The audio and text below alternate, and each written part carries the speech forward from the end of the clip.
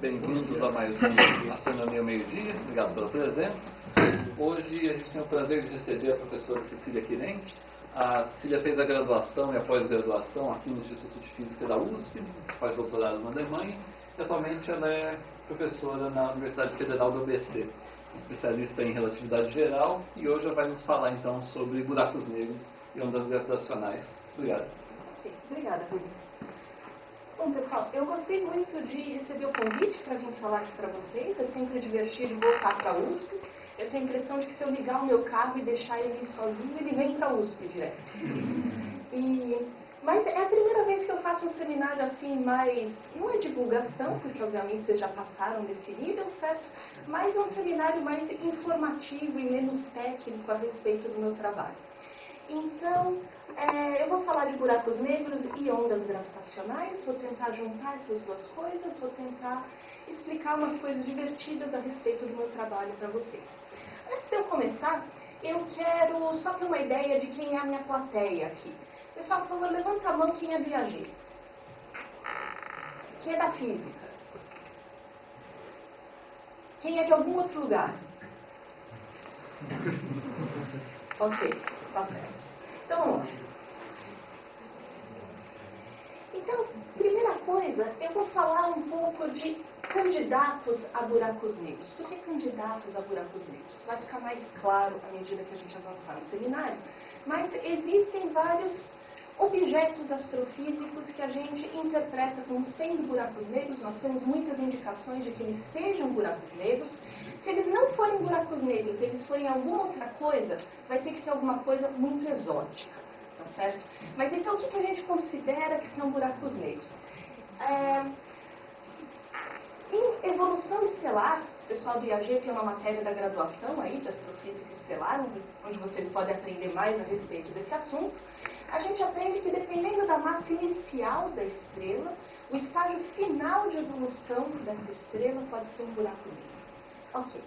Então, a gente observa alguns objetos compactos de massa estelar, isso quer dizer de massa, algumas massas solares, tá certo? Em sistemas binários. Então, isso daqui é uma representação artística, tá certo? Não é uma foto de nenhum observatório ou telescópio, mas o que ele mostra aqui, o objeto compacto aqui no meio, é Cygnus X1, que é um objeto compacto desse binário que se acredita que seja um buraco negro. Um buraco negro de massa entre 10 a 20 massas solares, tá certo? Nesse sistema binário aqui, a estrela maior está perdendo matéria que é acretada no buraco negro lá no centro. E tem aí algumas dezenas de sistemas como esse conhecidos que a gente interpreta como sendo buracos negros de massa estelar. Agora, a gente pode falar também de buracos negros supermassivos no centro das galáxias, né? E esses são muito divertidos também. Supermassivo, quanto será essa supermassa desses buracos negros? Isso daqui, essa figura toda colorida, essa não é a impressão do artista sobre o buraco negro. Isso aqui são dados de verdade. O que é isso? Aqui no meio está o buraco negro central da nossa galáxia, a Via Láctea. E essas curvas aqui são trajetórias elípticas e as bolinhas são posições que foram medidas de estrelas que estão orbitando muito próximo do buraco negro central da nossa galáxia que está aqui. Agora, trajetórias elípticas, eu falei, né? Se tem uma coisa que a gente entende em gravitação, são leis de Kepler, tá certo? Leis de Kepler, aquelas três, a terceira ninguém lembra muito bem, né? Qual que é a primeira lei de Kepler? Quem sabe me dizer? As órbitas dos planetas são elípticas para o Sol em um dos focos. Ok. Segunda lei de Kepler, quem sabe? As órbitas varrem áreas iguais em tempos iguais. Ok. Terceira lei de Kepler, alguém lembra? A relação de períodos.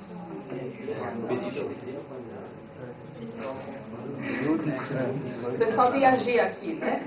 Tá certo. É alguma coisa, tem período, tem distância, tem umas potências, uma razão que se conserva, é alguma coisa por aí, né? Tá ok. Que matéria que vocês aprendem isso mesmo?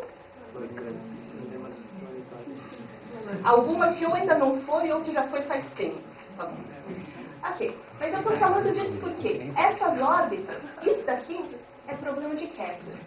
Eu marco algumas posições e alguns tempos, eu sei toda a informação que eu preciso para descobrir a órbita inteira, uma trajetória fechada, é uma elipse, e além disso eu consigo saber quanto que vale a massa do objeto central. São problemas de potencial central, certo? E a massa do nosso buraco negro no centro da galáxia é de aproximadamente 1 milhão de massas solares. Então a gente sabe que quem está gerando o potencial gravitacional aqui no meio tem 1 milhão de massas solares. Isso é bastante, certo? Quem sabe me dizer quanto vale uma massa solar? 10 a 30 ou 33, depende da unidade de medida, né? Se é quilograma ou se é grama, é bastante. E aqui é 1 milhão delas aqui no meio. Tá certo. O que mais? Qual é o tamanho desse objeto que está aí no meio? Pensem no sistema solar. Pensem o Sol no meio do sistema solar. Uma massa solar, raio do Sol, sistema solar, órbitas dos planetas. Esse objeto, com 1 milhão de massas solares, tem um raio que é aproximadamente da órbita de Urano. Sim? Então é um objeto com 1 milhão de massas solares que cabe dentro do sistema solar. Está clara a escala aqui? Sim? Então isso é um objeto muito compacto. Ok. Esse aqui, isso daqui é de novo a impressão do artista, mas isso é muito recente. Isso daqui é de anteontem, tá certo? Anteontem a gente teve um anúncio de que foi observado, provavelmente, um sistema binário de buracos negros supermassivos no centro de uma galáxia. E o que é mais divertido é que essa galáxia não é uma AGN, certo? Não é um núcleo ativo de galáxia que está emitindo radiação o tempo todo. Não, é uma galáxia normal, tranquila, nunca acontece nada lá, mas uma estrela se aproximou demais desse sistema binário, aqui está um, aqui está o outro, e essa estrela foi destruída pelas forças de maré. Nesse evento catastrófico, você teve emissão de raios-x, isso foi detectado pelo satélite, tá certo? E pelo modelo que eles fizeram, a gente sabe que esses dois buracos negros, cada um deles tem aproximadamente 1 milhão de massas solares. Então, isso é um sistema binário de buracos negros no centro de uma galáxia. Agora eu vou perguntar para vocês. A nossa galáxia tem um buraco negro supermassivo no centro. É o modelo que explica essas observações.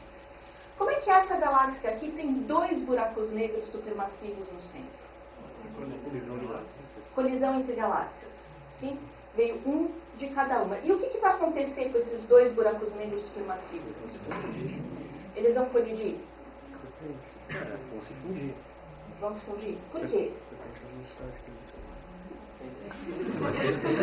Por quê? Pessoal, vou perguntar de novo para vocês. Peraí, alguma coisa que vocês conhecem. Problema de Kepler, certo? Sol e planetas. Os planetas vão cair no Sol? Não vão, né? E não vão. Então, por que esses 2 buracos negros aqui vão colidir? Será que eles estão em rota de colisão? Head-on collision, assim? Eles vão bater? Não. Conservação. Conservação do quê? Momento angular. Momento angular conserva, e aí? Esse momento angular, coisas conservadas não mudam ao longo do tempo. Concorda? Então, por que vocês falaram para mim que esses 2 buracos negros vão se fundir? Pode ter a ver com o horizonte de eventos do buraco negro? Não. Tenta outra coisa. Poeira. Tá, você está falando de perder energia porque esses 2 buracos negros não estão no vácuo, talvez tenha um disco de acreção, alguma coisa em volta, um atrito viscoso e perde energia? Faz sentido, mas não. Até faz sentido. Mas a ideia está correta. A gente precisa gastar energia. Por quê? Se a minha quantidade de energia é constante, eu tenho o problema de Kepler, eles vão orbitar um ao outro para sempre. Se sai energia desse sistema de alguma maneira, se a energia é dissipada, o que acontece com a órbita? A órbita diminui. E se a órbita continuar diminuindo, aí vai ter a fusão dos dois no final. Então é isso que vocês querem. Agora eu quero saber qual que é o mecanismo que vai tirar a energia desse sistema. Radiação Hawking.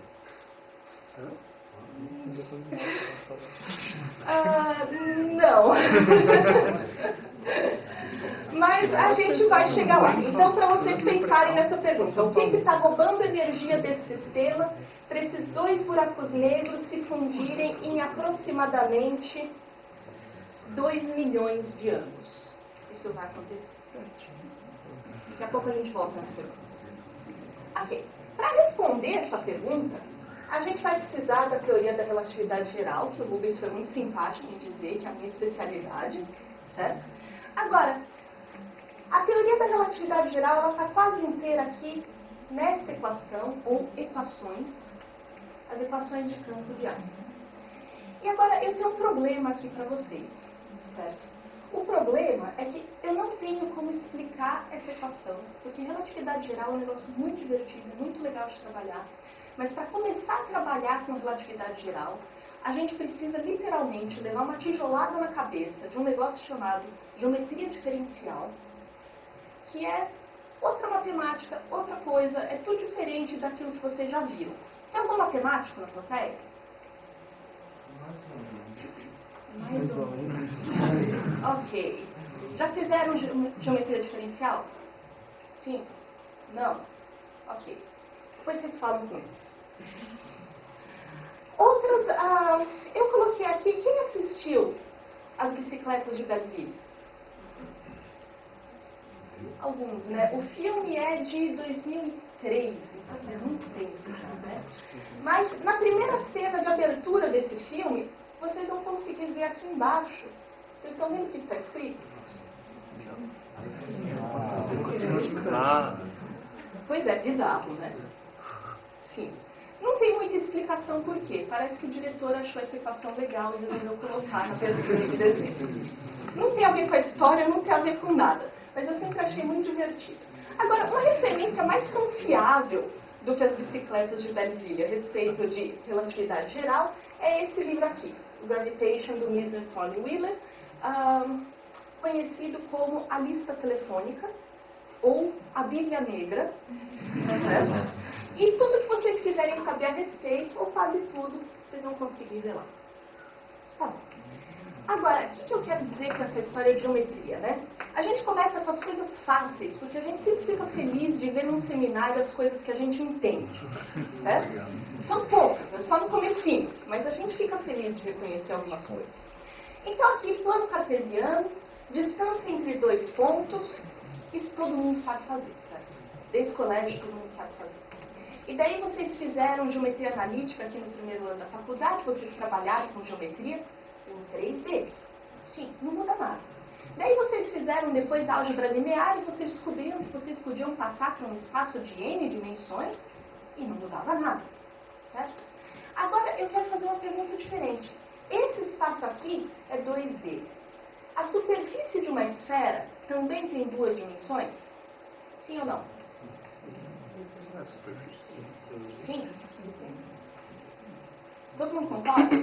Depende do tamanho da esfera? Sim. Não. Não. Pessoal, a bola é um objeto que existe em 3 dimensões. A superfície da esfera só tem 2 dimensões. Vocês aprenderam lá em geografia no colégio que eu determino qualquer ponto na superfície da esfera com latitude e longitude, correto? Se eu só preciso de 2 números para determinar um ponto, essa superfície tem 2 dimensões. Ok. Agora, se eu marcar 2 pontos em cima da superfície da esfera, como é que eu calculo a distância entre esses 2 pontos sobre a esfera? Vejam só, não pode roubar.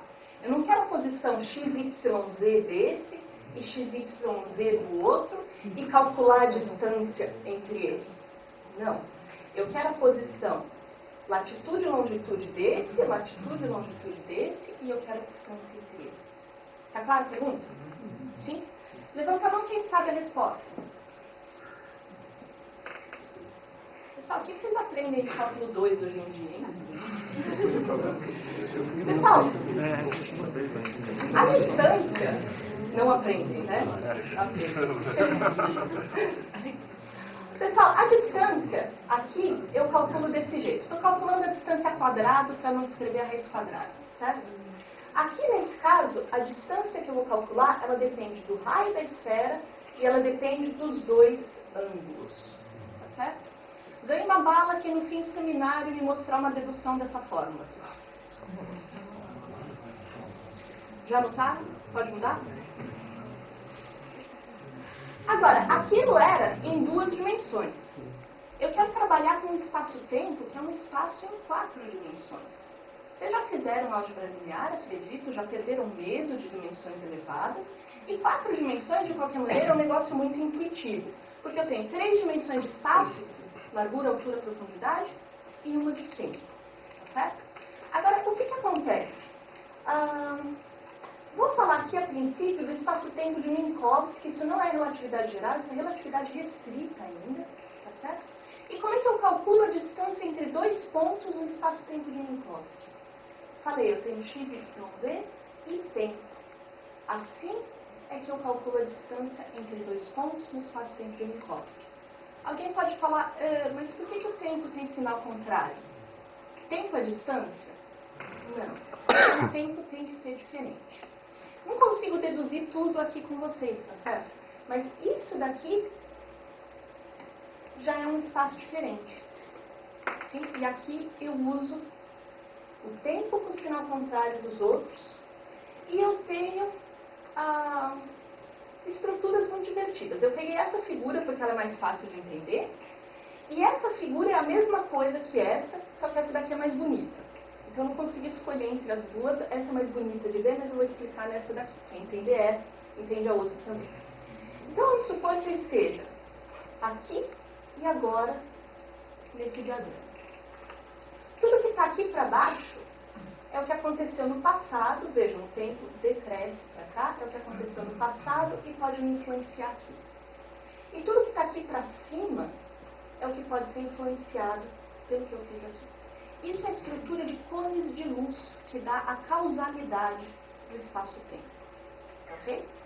E qual que é a inclinação dessas duas retas aqui? O que vocês acham? Em graus. — 45 graus, né? Essa inclinação é de 45 graus. Sim. Se eu fizer C igual a 1, isso quer dizer que eu vou estar medindo o tempo em metro, mas não se preocupe muito com isso. Se alguém tiver dúvidas, eu posso explicar depois. Se eu fizer C igual a 1, eu estou medindo tempo e distância na mesma escala. Inclinação de 45 graus, tangente de 45 dá 1. C igual a 1. Certo? A inclinação dessas retas é a velocidade da luz. Isso quer dizer o quê? Tudo que tem uma inclinação aqui dentro está se movendo com velocidade menor do que a velocidade da luz. Para daqui, aqui e agora, eu chegar aqui nesse tempo, eu tinha que ter uma inclinação maior. Ou seja, uma velocidade maior do que a velocidade da luz. Para um ponto aqui fora conseguir me influenciar aqui e agora, essa informação teria que se propagar com velocidade maior do que a velocidade da luz. Não pode. Então é por isso que eu falei que isso me dá a estrutura causal do espaço-tempo. Todos os pontos que estão causalmente conectados, considerando que a velocidade máxima de propagação seja a velocidade da luz. Ok? E a figura aqui do lado tem uma dimensão a mais. Então aqui a gente vê os cones. Mas, continua faltando uma dimensão, né? Porque aqui eu tenho 2 de espaço, uma de tempo. Na verdade eu queria 3 de espaço e uma de tempo. Agora no próximo slide eu vou mostrar a figura completa. Não tem jeito, né? Eu sempre tenho que diminuir o número de dimensões para fazer uma representação. Mas tudo bem. Agora, a gente começa a falar de buracos negros, tá certo? E eu quero que vocês não se assustem muito e vejam que aqui é a distância entre 2 pontos. E aqui eu tenho dt2, dr2, dθ2, dφ2. Como eu tinha, combinando este aqui com este aqui. Ou seja, eu estou usando um tipo de coordenadas esféricas aqui, certo? Agora, o que tem de diferente? Esse cara aqui e esse cara aqui não são constantes. Isso me dá a estrutura do espaço-tempo de Minkowski. E o espaço Schwarzschild. E o espaço-tempo de Schwarzschild é o que vai descrever um buraco negro. Tá certo? Nós vamos ver aí algumas pequenas características disso daí. Só um pouco de notação.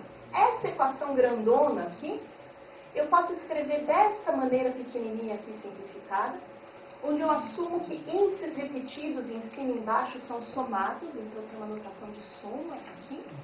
E esse Gemini que está aqui, esse tipo de matriz é chamado métrica do espaço-tempo. Então, se eu estou considerando outro tipo de espaço-tempo, vai mudar essa matriz, vai mudar quem está aqui, vai mudar tudo isso que é o que eu chamo de elemento de linha. Que outro tipo de espaço-tempo eu posso ter? Quem sabe? A gente viu Minkowski no slide anterior. Schwarzschild é esse daqui. Schwarzschild é um buraco negro. É um buraco negro sem carga, sem rotação. Se eu tiver um buraco negro com carga elétrica, não vou discutir aqui a realidade astrofísica desse tipo de objeto, a métrica que descreve esse buraco negro se chama Heisenberg-Nordström. Um buraco negro com rotação, aí isso já é bastante relevante astrofisicamente, é a métrica de Kerr. E as métricas vão ficando cada vez mais complicadas. E descrevem como que o conteúdo de matéria e energia no espaço-tempo muda a geometria do espaço-tempo. Então, nas palavras do Wheeler, que era um dos 3 autores daquele livro de capa preta que eu mostrei, a gente tem que a matéria diz para o espaço como ele se curva, isso é o espaço-tempo, e o espaço diz para a matéria como ela se move. Ok? Essas duas coisas são interligadas. Bom, agora um pouquinho mais técnico. Vocês sabem que o buraco negro tem horizonte de eventos. Quem foi que falou de horizonte de eventos aqui quando fiz uma pergunta? Ok, horizonte de eventos. O que acontece no horizonte de eventos? Né? O horizonte de eventos é quando eu tenho R igual a 2M. E quando eu tenho R igual a 2M, o que acontece? Isso daqui vale quanto? 0. E esse daqui vale quanto? 0. Um sobre 0. Indeterminado, né? É uma indeterminação. Todo mundo fez cálculo 1, né? Ok. Então, eu não vou falar exatamente do R igual a 2M, mas eu vou perguntar para vocês o que acontece quando eu tiver R menor que 2M. Pessoal, uma desigualdade simples aqui. Se R é maior do que 2M, isso daqui é positivo. Se R é menor do que 2M, isso daqui muda de sinal e fica negativo. Então, isso quer dizer que este e este, então este e este, vão mudar de sinal. Então, agora eu quero que vocês prestem atenção nessa figura. Estas encruzilhadas aqui eu tenho cones de luz. E são raios de luz que estão indo em direção ao buraco negro e indo na direção oposta do buraco negro. E a gente tem os cones de luz, como eu mostrei, que é o R igual a 2M aqui. Esses cones de luz vão ficando deformados. E quando eu passo para o lado de lá do horizonte de eventos, eles mudaram de inclinação. Sim? Agora vamos lembrar, isso me dá a estrutura causal do espaço-tempo. Então isso quer dizer que se eu estou aqui, eu posso ir para qualquer lugar que está dentro desse cone. Mas quando eu passei para cá, eu só posso ir para qualquer lugar que está dentro desse cone. Isso quer dizer que eu vou cair no R igual a 0. Tudo isso daqui, esse eixo é R igual a 0, é a singularidade central do buraco negro. Pois não. E rotação de 90 graus? Oi? O que é rotação de 90 graus quando passa para cá? Tem um pouco de matemática aí para eu poder explicar isso para vocês. Se quiser, a gente conversa mais depois, tudo bem? Ok. Mas, talvez eu consiga te dar uma explicação muito rápida, que é a seguinte. A gente tem aqui esse cara negativo, esse cara positivo. Quando eu passo pelo horizonte de eventos, esse fica positivo e esse fica negativo. Então eu tenho tipo uma rotação de 90 graus. Fez sentido? Sim? Ok. Tem mais matemática do que isso, mas isso já dá para dar uma dica, ok? Bom. Então isso quer dizer o quê? Quando eu passo pelo horizonte de eventos, não importa o que eu faça, no meu futuro eu vou cair na singularidade central do buraco negro. Tá certo? Agora, o horizonte de eventos, ele é uma superfície? Ele está em algum lugar? Eu consigo colocar a mão? Não. O horizonte de eventos é só uma superfície matemática. Mas tem alguma coisa física que muda quando eu passo de um lado para o outro. Pessoal, perguntas? Agora, isso aqui é o nosso buraco negro de novo. É uma forma de visualizar o buraco negro. Isso daqui se chama diagrama de Penrose, tá certo? Então, se eu pego aquela métrica que eu mostrei aqui atrás, e eu mudo de variáveis, buscando fazer a compactificação da métrica, isso quer dizer que eu vou pegar o infinito e trazer para um valor finito próximo. É uma mudança de variáveis, tá certo? Eu faço algumas mudanças de variáveis bastante inteligentes naquela métrica, e a estrutura do buraco negro se escreve desse jeito. E o que isso quer dizer? Nós estamos aqui. Essas inclinações aqui, de 45 graus, são de novo inclinações dos cones de luz. Dão a causalidade do meu espaço-tempo. Então isso quer dizer que se eu estou aqui, eu imagino 45 graus para cá, 45 graus para cá, e eu consigo avançar dentro do cone de luz que dá causalidade. Ok? Agora, se eu escolher vir para cá, eu vou para o infinito. Se eu escolher vir para cá, eu caio no horizonte de eventos do buraco negro. E vejam só, quando eu passo o horizonte de eventos do buraco negro, de novo, eu só posso ir dentro da inclinação de 45 graus do cone de luz. E aí, não importa se eu vou para cá ou se eu vou para cá, eu vou cair no R igual a zero, que é a circularidade do buraco negro. Pessoal, está claro até aqui? Sim? Ok. Agora, o que acontece? Eu posso fazer a extensão analítica máxima do meu espaço-tempo, isso quer dizer, olhar para as equações e ver o domínio completo delas. E daí aparecem outras coisas. O que aparece aí? Aparece um outro universo, com outro horizonte de eventos, para o mesmo buraco negro. Aparece aqui embaixo um buraco branco, que tem um anti-horizonte, e um outro anti-horizonte, que vai dar no outro universo. Isso daqui é a extensão máxima do meu espaço-tempo. Então, eu tenho, na verdade, desse jeito, esse universo e esse outro universo, eles são absolutamente separados. Sim? Porque se eu estiver aqui nesse ponto, e eu caio para cá, eu não consigo cruzar e vir para cá. Concorda? Então, são dois universos que não têm conexão. E o que acontece com um buraco branco? O buraco branco pode ser entendido como reverso temporal de um buraco negro, mas o que acontece com o buraco branco é o seguinte: qualquer coisa pode sair do buraco branco. Então, da mesma maneira que tudo pode cair no buraco negro, qualquer coisa pode pular para fora de um buraco branco. Sim? Essas coisas são muito divertidas. Agora, se eu pegar essa mesma figura e eu numerar 1, 2, 3, 4, as 4 regiões aqui, e eu lembrar que, na verdade, nessa representação, eu tenho só 2 dimensões, tá certo? No espaço de verdade eu tenho 4 dimensões. Então, existe um tipo de hipersuperfície que conecta a região 1 com a região 3. O universo, o nosso universo, com outro universo. E se eu der um zoom nisso daqui, essa hipersuperfície está passando aqui dentro, quando eu olhar as outras dimensões. Isso daqui é o quê? É um tipo de buraco de minhoca, um tipo de wormhole. É uma ponte de Einstein-Rosen, certo? Isso é previsto pela teoria. Agora, isso daqui é estável? Eu posso conseguir atravessar? Não, esse aqui não é estável. Mas tem soluções de buracos de minhoca estáveis, são as soluções de Morris-Thorne para buracos de minhoca. Também coisas muito divertidas de estudar. Ok.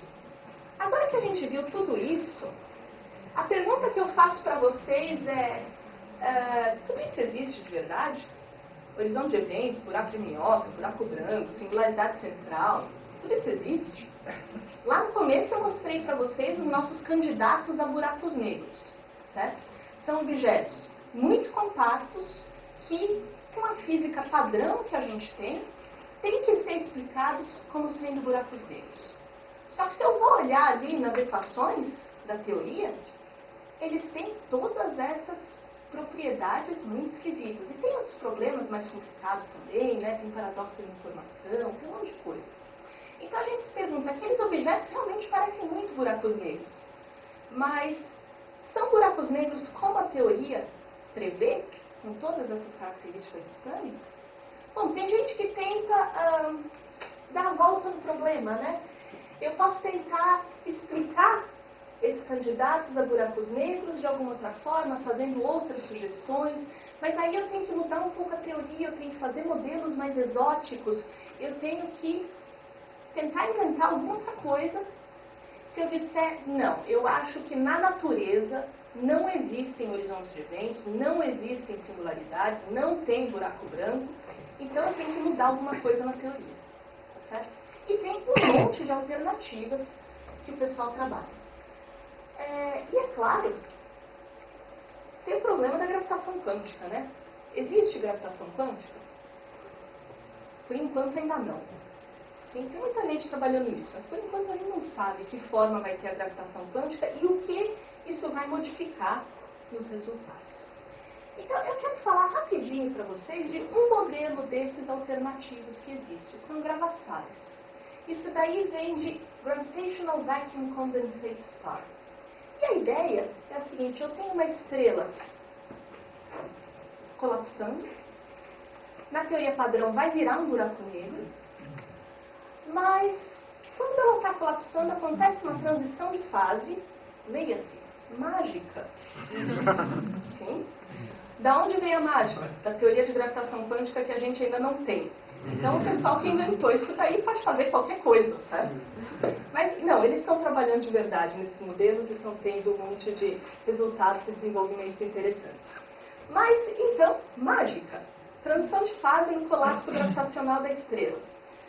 Eu acabo com um objeto que não termina de colapsar. Eu acabo com um objeto que tem um interior descrito por espaço de de Sitter, ou seja, basicamente constante cosmológica. Sabem o que é constante cosmológica? Sim. Sabem o que a constante cosmológica faz? Um tipo de antigravidade, certo? Ok, então eu tenho um interior de constante cosmológica, eu tenho uma casca esférica de matéria e o exterior vazio, é vácuo.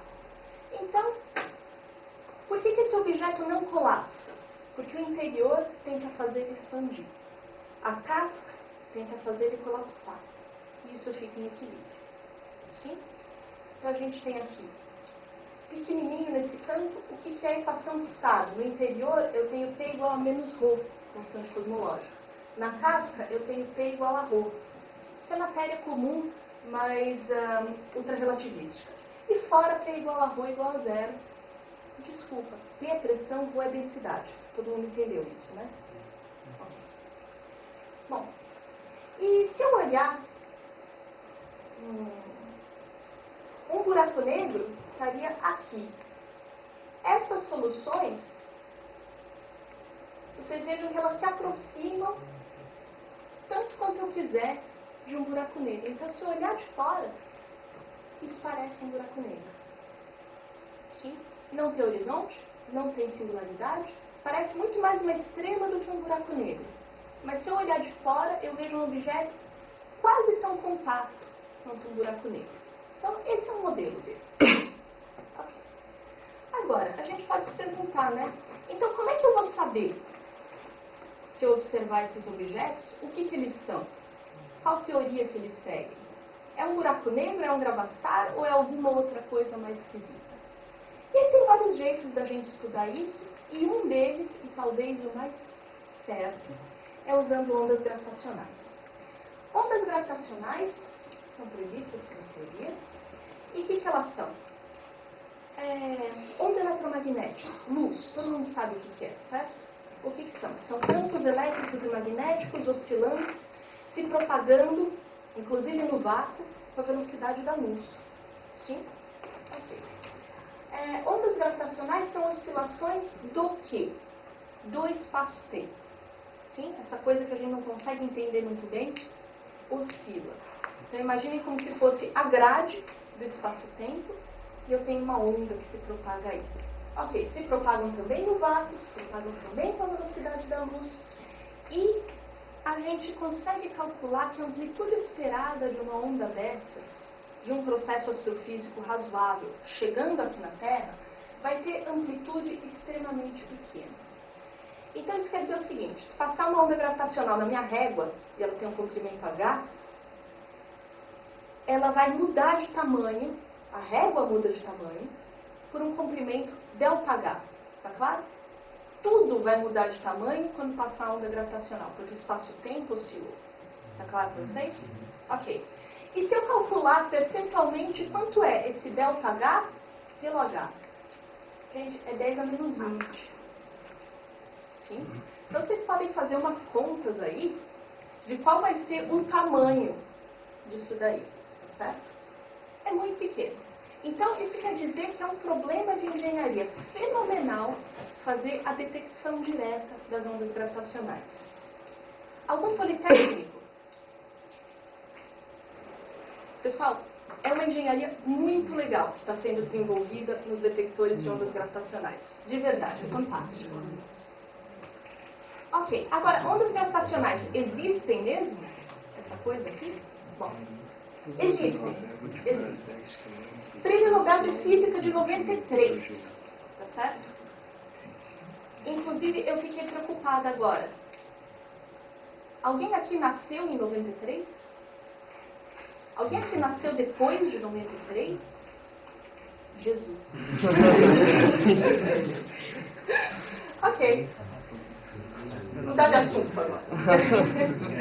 Então, no ano que vocês nasceram, ou no ano anterior ao nascimento de vocês, tá certo? Tinha dois caras chamados Hansen e Taylor que estavam ganhando o Prêmio Nobel de Física pela detecção indireta de ondas gravitacionais. Pulsar binário PSR 1913 mais 16. Número de telefone dele. Então, o que é um sistema binário? Eu tenho aqui duas estrelas, certo? Um pulsar emite ondas de rádio, que são detectadas na Terra. Vocês já ouviram falar de pulsares, tá certo?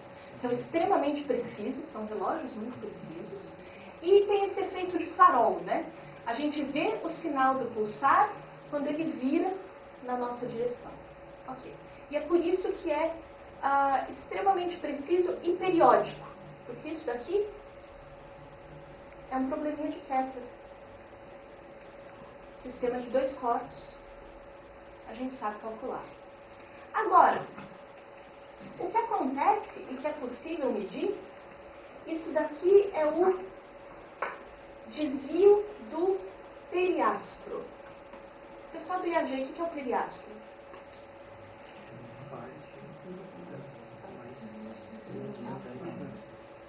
Fundação mais distante, né? Mais perto. Estou esperando vocês chegarem num consenso aí. Mais perto. Está mais perto? Quando está mais longe, como é que chama? Tem outro nome, tudo bem. Quando está mais distante, tem outro nome. Então, o periastro é quando os dois objetos do sistema estão o mais próximo possível. Ok. E o que acontece, que dá para ser medido, é que ao longo dos anos, vejam só, muitos anos, isso vai de 1975 até 2005 aqui nessa escala, eu começo a ter um pequeno desvio. Sim, isso começa a mudar. E o que está acontecendo? O que está acontecendo é que esse sistema está perdendo energia. Está perdendo energia, a órbita está diminuindo. O tempo que leva para eles chegarem no periastro de novo se torna mais curto. E isso é possível de medir, porque pulsares são sistemas muito precisos, que a gente consegue medir muito bem. Tá certo? E esse é o mesmo problema do sistema binário de buracos negros supermassivos lá no começo. Está perdendo energia por quê? Vai se fundir por quê? Porque está emitindo energia na forma de ondas gravitacionais. Sim?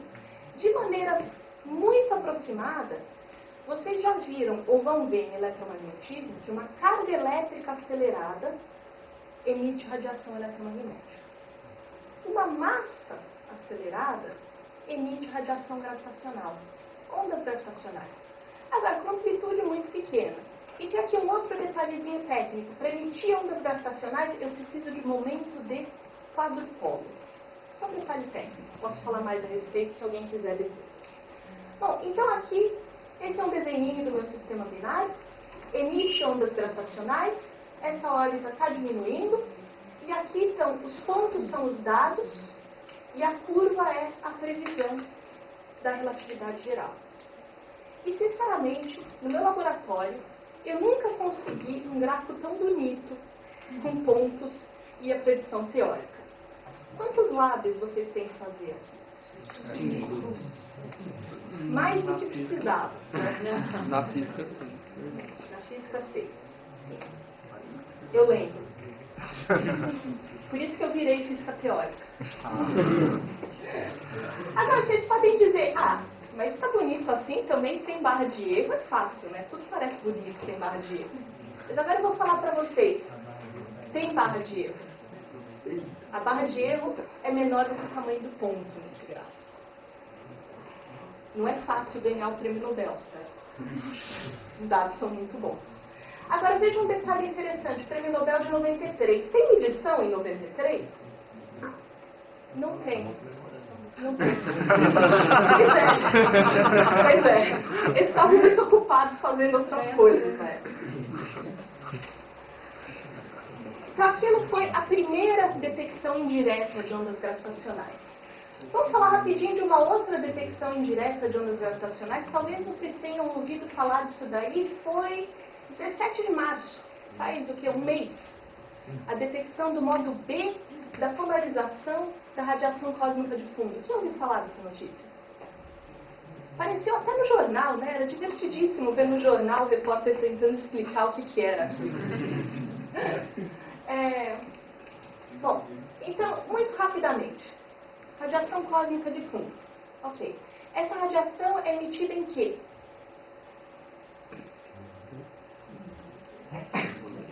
É micro-ondas. Sim, micro-ondas. É radiação eletromagnética, é em micro-ondas. Ok. Radiação eletromagnética tem duas polarizações possíveis sempre. Eu posso escolher uma base de duas polarizações. Eu posso escolher aqui os modos E e B de polarização da radiação cósmica de fundo. E o que acontece é que o modo B é causado por ondas gravitacionais primordiais. Lembrando, radiação cósmica de fundo, eu estou falando de alguma coisa que foi emitida quando? Após a inflação. Após a inflação. Ok. Isso é quando na história do universo? Radiação cósmica de fundo é um negócio fenomenal, né? Sim? Vocês têm também uma outra matéria aqui no IAG que vocês podem fazer. Não lembro o nome agora. Introdução à cosmologia. Introdução à cosmologia, exatamente. Sugiro que todo mundo faça, porque vocês vão aprender detalhes a respeito disso daí. Radiação cósmica de fundo é realmente uma das coisas mais fenomenais que são estudadas hoje em dia. E o modo B é causado por ondas gravitacionais primordiais. Então, eu ganho uma outra detecção indireta de ondas gravitacionais e, de quebra, eu também ganho evidência do modelo inflacionário no universo primordial, que é outra coisa muito divertida, mas infelizmente eu não tenho tempo para falar de tudo aqui para vocês. E tem que correr um pouco. E essa aqui é a figurinha do que foi detectado. Os dados desse experimento. Bom, agora, estou falando agora de detecções diretas de ondas gravitacionais. E eu tenho basicamente dois tipos de detectores diferentes, tipo interferômetro laser ou tipo massa ressonante. Podia dar um seminário inteiro só dizendo como que funcionam esses detectores. Os engenheiros podem vir falar comigo depois e eu explico em mais detalhes para eles. Em diversos países a gente tem esses detectores em desenvolvimento. Nos Estados Unidos, na Alemanha, na Itália, no Japão, no Brasil, inclusive. Sim? Então tem muito esforço, tem muito dinheiro, tem muita tecnologia sendo investida nisso daí. Tem uma missão espacial prevista, a ELISA, que está agora só com a Agência Espacial Europeia, depois que a NASA resolveu cortar o orçamento e pular fora da missão. Acontece. Tem uma outra técnica de detecção de ondas gravitacionais usando pulsares, e isso está começando a dar resultados muito interessantes. Vocês vão ver aqui o gráfico daqui a pouco. E todo mundo pode participar da análise de dados de ondas gravitacionais se vocês forem na internet e baixarem o Einstein at Home. Então isso daí fica rodando no seu computador, e já foram descobertos vários pulsares com os dados dos computadores de gente espalhada no mundo inteiro rodando esse programinha. Os dados são analisados, são enviados de volta para a central em Cambridge, e já tem artigos científicos publicados com os dados do Einstein at Home. Eu acho isso um negócio super legal. Esse daqui é o detector Virgo na Itália. Ele é do tipo interferômetro laser. Isso daqui é muito comprido, certo? Porque lembrem que a oscilação causada pelas ondas gravitacionais é muito pequena. A qualidade da imagem ficou um pouco pior do que eu imaginava. Eu tô aqui. Ok. Então, se a gente for olhar alguns tipos de detectores, isso daqui é o tamanho do sinal, mais ou menos. Então, vejam que aqui está aquele 10 a menos 20 que eu falei para vocês. Isso daqui são os eventos que devem existir. Isso daqui são as curvas de sensibilidade dos diferentes detectores. Esses são os Pulsar Timing Arrays, com pulsares. Esse daqui, vejam que esse era o projeto inicial da LISA, com a NASA. Teve corte no orçamento, né? Agora nós temos o ELISA, que é um pouco menos ambicioso, mas ainda vai dar para fazer muita física interessante com isso. Esse daqui é o LIGO e o LIGO avançado nos Estados Unidos, muito parecido com o Virgo na Itália. Então, claro?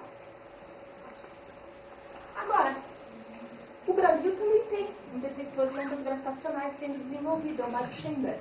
Pessoal, vocês sabem quem foi Mário Schemberg? Está vivo ainda o Mário Schemberg? Não? Ok. Para quem nasceu depois de 1993, ele morreu antes de vocês nascerem. O nosso detector é esse aqui. Ele é do tipo massa ressonante, mas ele é uma esfera. Por ser uma esfera, ele tem um monte de coisas legais que ele consegue fazer. Com um detector só, eu consigo determinar a posição da fonte no céu, eu consigo determinar harmônicos diferentes. É um projeto muito legal também. Ele está aqui em cima, no Instituto de Física, vocês podem visitar. Aliás, ele está em comissionamento, então quer dizer que ainda estão trabalhando nele, estão melhorando algumas partes. Tem muito trabalho ainda a ser feito. Se alguém estiver procurando um projeto de iniciação legal que vai realmente trabalhar com a mão na massa, fazendo coisas, sugiro que vocês dêem uma olhada nisso daí. O Mário Schemberg é o nosso detector. Para dar alguns dados para vocês, essa esfera tem um raio de 65 centímetros, pesa mais de 1 tonelada, é uma liga especial metálica, e quando ele está em funcionamento, a coisa toda é esfriada a 20 milikelvin. Por quê? Porque o sinal que eu estou procurando é tão pequeno que eu preciso matar até as oscilações térmicas. Tá certo? Então, o que eu preciso também? Eu preciso de um isolamento com relação a vibrações. E eu não estou falando vibração do caminhão passando lá embaixo, na Rua do Matão, ou alguma coisa assim. Vibrações dessas que um medidor de terremoto não ia aparecer. Sabe essas agulhinhas de terremoto? Que ficam mexendo um pouquinho. Então, eu tenho que matar isso porque também é fonte de ruído. Aliás, ruído quântico também tem que ser controlado. Isso é mais importante nos interferômetros laser. Tem coisas muito divertidas. Então, esse é o Mário Schemberg. Ok. Agora, rapidinho, eu vou falar das simulações numéricas de colisões de buracos negros. Vocês conseguem ver? Sim. Então, isso é um sistema binário, 2 buracos negros. O que a gente está vendo aqui são os diferentes níveis de precisão da grade, tá certo? E essa coisa aqui embaixo, isso me dá a curvatura do espaço-tempo, certo? A curvatura do espaço-tempo vai para infinito no buraco negro, certo? Então, é isso que eu estou vendo. Quando eu começar a rodar a simulação, eles vão espiralar, e agora eu vou começar a ver uma coisa muito colorida, certo? Onde as cores dão amplitude positiva e amplitude negativa. Então, essa diferença de cores me dá a noção das ondas gravitacionais sendo emitidas, certo? Teve a fusão dos 2 buracos negros, e eu continuo emitindo ondas gravitacionais.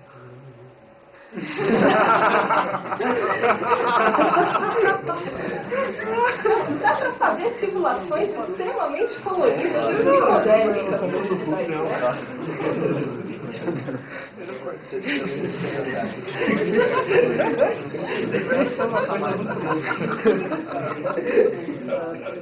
Ok, então, só para dar o crédito, que é sempre importante, o filminho e essas figuras são todas simulações dos colegas lá do Grupo de Relatividade Numérica do Instituto Albert Einstein, na Alemanha. Certo? Então, se alguém gosta de fazer simulações coloridas também, agora, vamos fazer um esquemático aqui. Eu tinha sistema binário, eu tinha a fusão dos 2, depois da fusão eu tenho um buraco negro só, perturbado, que emite radiação gravitacional na forma de modos quase normais. Modos quase normais são oscilações características do objeto, independem da minha perturbação inicial, tá certo? E então carregam informação a respeito da fonte. E quase normal por quê? Modos normais de oscilação todo mundo conhece. Sim? Os modos quase normais são amortecidos. Por quê? Porque o sistema não é fechado e a energia está indo embora no infinito. Eu estou emitindo ondas gravitacionais, elas saem no infinito, o sistema perde energia, eu tenho uma oscilação amortecida. Como se fosse muito parecido com um oscilador harmônico amortecido que vocês já estudaram. No final, tudo é sistema massa-mola, pessoal. Aqui. Então, se isso daqui me dá uma impressão digital do objeto que emitiu essa radiação, eu posso usar isso daí para distinguir, por exemplo, um gravassar de um buraco negro. Como? Esse lado aqui me dá a frequência da oscilação. E esse lado aqui me dá o tempo de decaimento. Certo? Gravassares têm alguns parâmetros livres, então eu posso variar parâmetros aqui. Tem 2 parâmetros livres, então eu tenho todas essas curvas aqui diferentes. Um buraco negro com a mesma massa tem o valor dessa reta aqui. Então a gente vê que eu sempre consigo encontrar uma combinação de parâmetros do gravassar que me dá o mesmo valor do buraco negro. Mas eu tenho que acertar este e este. A frequência da oscilação e o tempo de decaimento. E se vocês olharem com atenção, vocês vão ver que eu não consigo, para o mesmo par de parâmetros do gravassar, encontrar uma solução que acerte a frequência de oscilação e o tempo de decaimento. Então, ondas gravitacionais, em particular modos quase normais, me dão uma ferramenta absolutamente precisa para eu dizer qual foi o objeto que emitiu aquele sinal. Tá claro? Oi? O que é o Mi mesmo? Não entendi. Oi? O Mi? O Mi é a capacidade. É a massa dividida pelo raio. Sim? No caso, o raio do buraco negro, eu considero o raio de Schwarzschild, que é igual a 2 vezes a massa. Certo? Daí a massa dividida pelo raio, para o buraco negro, dá 1,5. Para o gravassar, dá valores próximos de 1,5. Ok? Pessoal, terminando. que eu gostaria que vocês levassem desse seminário? Primeira pergunta, buracos negros existem? Eu acho que a gente pode apostar que sim. Existem objetos astrofísicos observados que, pelo menos, se parecem muito com buracos negros. Se eles não forem buracos negros, eu preciso de outra teoria, eu preciso de outros modelos, provavelmente mais exóticos ainda, lembrem-se da transição de fase, para descrever aqueles objetos. Os detectores de ondas gravitacionais, pena que eu não posso falar mais a respeito deles para vocês, mas procurem se informar. Eles estão em desenvolvimento, a gente espera resultados no futuro próximo e tem muitas coisas legais sendo desenvolvidas aí, tanto nos detectores tipo interferômetro laser, como nos detectores tipo massa ressonante. E é claro, tem perguntas cujas respostas a gente ainda não pode dar. A gente precisa de uma teoria de gravitação quântica que a gente ainda não tem. Isso pode vir da teoria de cordas, pode vir de loop quantum gravity, ninguém sabe, pode ser outra coisa. Claro que cada um desses dois grupos acha que deles é o que vai dar a solução, mas a gente vai ter que esperar para ver. Tá certo? Isso era tudo que eu queria dizer. Muito obrigada.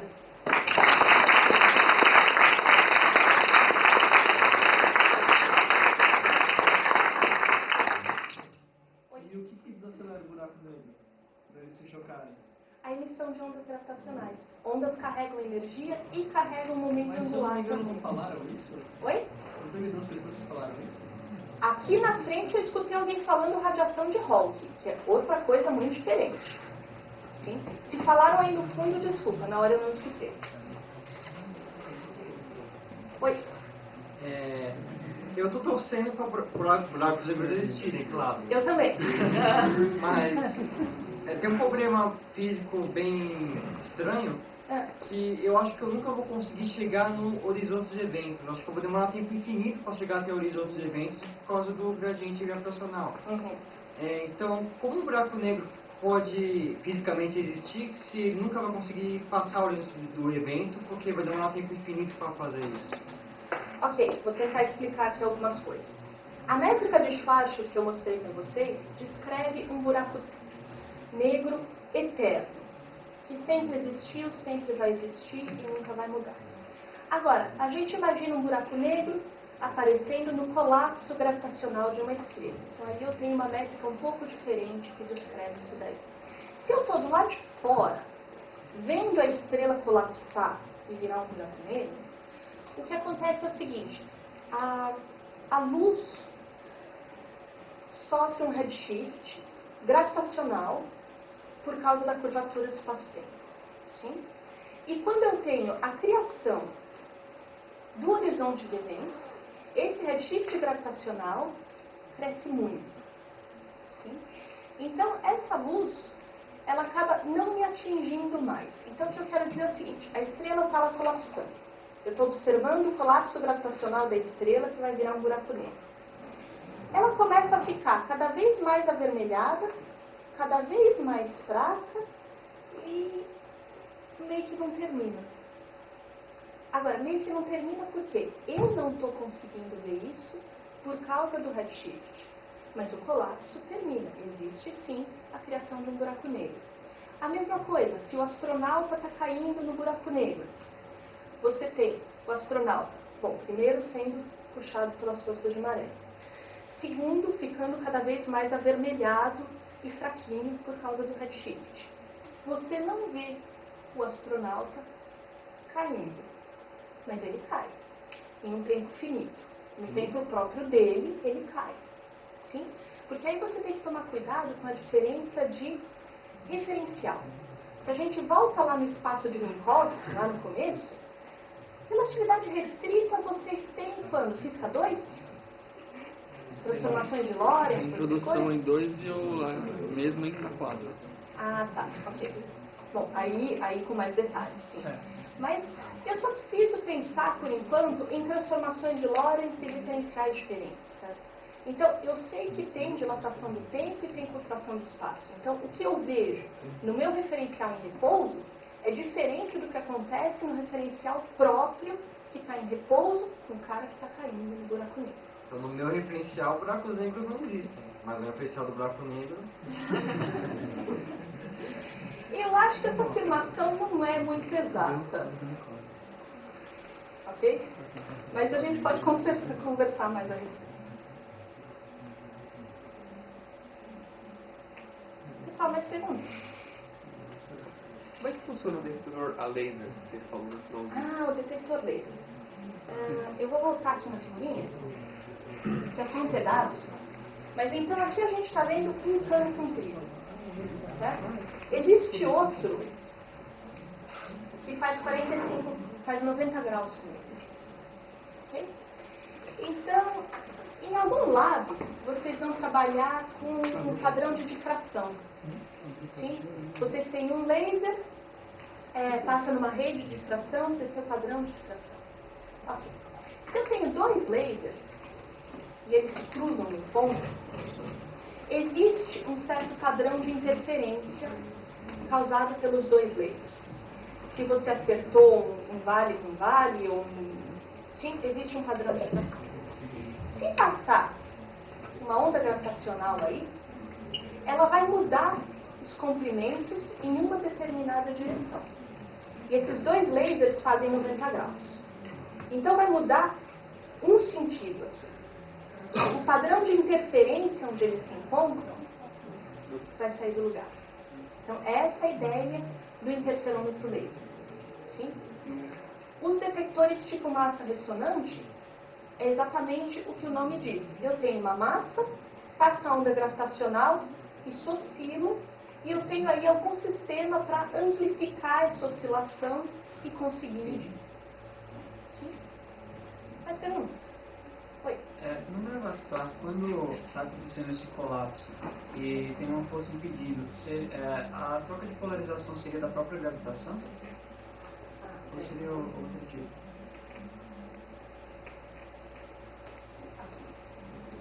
Então, a ideia é a estrela colapsando, certo? E vamos supor que a teoria que descreve a gravitação não seja simplesmente a relatividade geral, mas eu tenho alguma correção quântica aí que vai atuar em ocasiões extremas. Muito grande densidade, muito alto potencial gravitacional. Isso daí aparece nesse momento. O que eu tenho, você pode ler aqui no cantinho, é um condensado de Bose-Einstein gravitacional. É isso que a teoria prediz.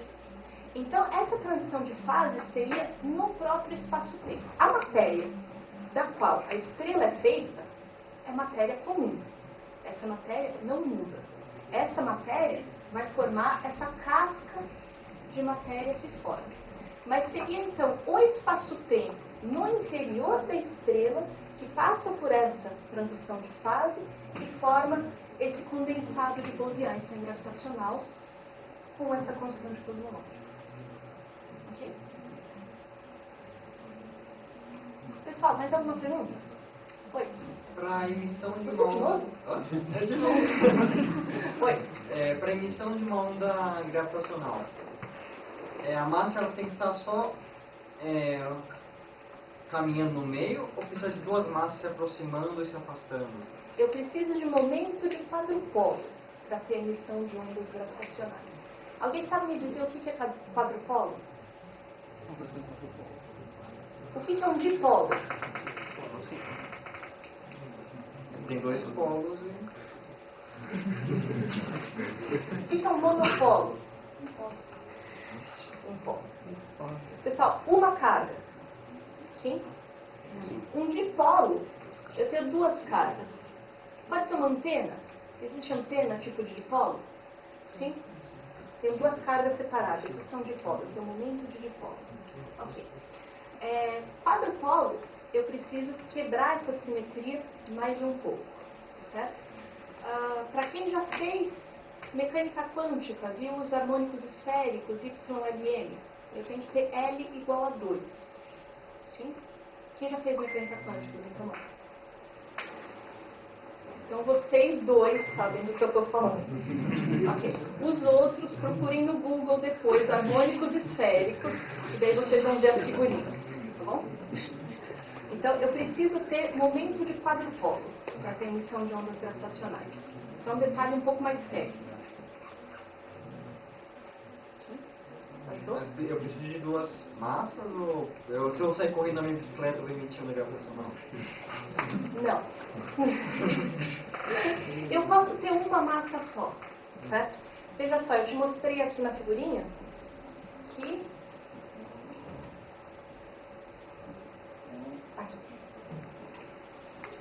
Aqui eu tinha um sistema binário. Teve a fusão, aqui eu só tenho um.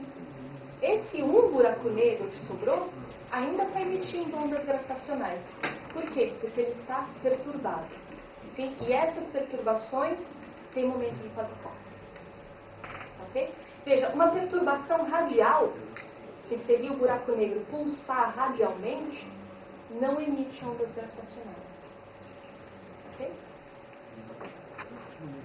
As ondas gravitacionais implicam... Uma emissão de fótons, eu entenderia uma emissão de ondas gravitacionais a partir de gravitons. Mas a gente não tem essa teoria ainda. Então, o graviton é uma partícula prevista pela teoria, só que a gente não tem a quantização do campo gravitacional. Esses modos A e B do micro-ondas é o campo elétrico e o campo gravitacional da onda? Os modos A e B? Então, não. E e B parece campo elétrico e campo magnético, né? Mas é só o nome de dois tipos diferentes de polarização. Ok? Alguém tem uma última pergunta, pessoal? Se não, a gente agradece a Cecília novamente.